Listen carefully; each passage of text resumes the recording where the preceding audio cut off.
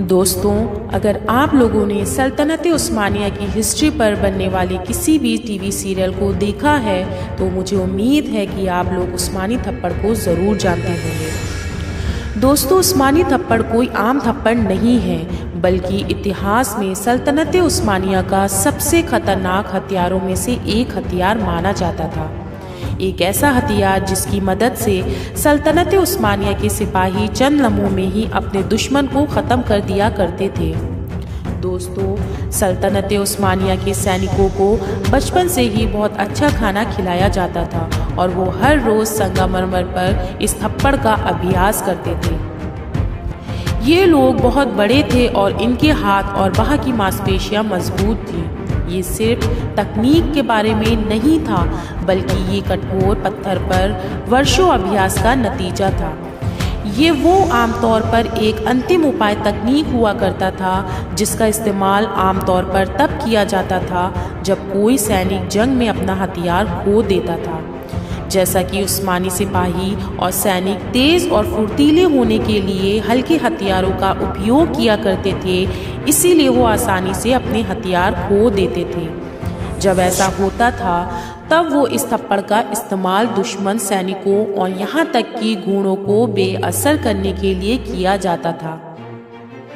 दोस्तों, यहाँ तक थप्पड़ के निशान तुर्क युग के मानव और घोड़े की खोपड़ी और धातु के हेलमेट पर पाए गए थे। दोस्तों, उस्मानी थप्पड़ यानी तुर्क का थप्पड़ कोई तमाचा नहीं है। ये नंगे हाथ लड़ाई के लिए एक तकनीक थी और आसान से अपने दुश्मन को ढेर कर सकती थी। दोस्तों, उस्मानी थप्पड़ को आर्तुगरुल गाजी और उस्मान गाजी सीरियल के साथ साथ सुल्तान अब्दुल हबीब पर बनने वाले सीरियल पर भी दिखाया गया है। बल्कि दोस्तों, उस्मान गाजी पर बनने वाले सीरियल यानी क्रूल्स उस्मान में तो इस थप्पड़ को कई बार दिखाया है। इसके अलावा इतिहासकार लिखते हैं कि सल्तनत उस्मानिया की मशहूर हुक्मरान यानी सुल्तान मुराद चारून ने 1634 में 2 लोगों को यही थप्पड़ मारकर मौत के घाट उतार दिया था, क्योंकि दोस्तों उन दोनों लोगों ने सुल्तान मुराद चारून के वजीर आजम के ऊपर हमला किया था। यानी दोस्तों, ये बात तो साफ है कि सल्तनत उस्मानिया के सुल्तान सिर्फ उस्मानी थप्पड़ की मदद से अपने दुश्मन को हमेशा हमेशा के लिए ख़त्म कर दिया करते थे। और दोस्तों, ये थप्पड़ आम थप्पड़ की तरह नहीं मारा जाता था।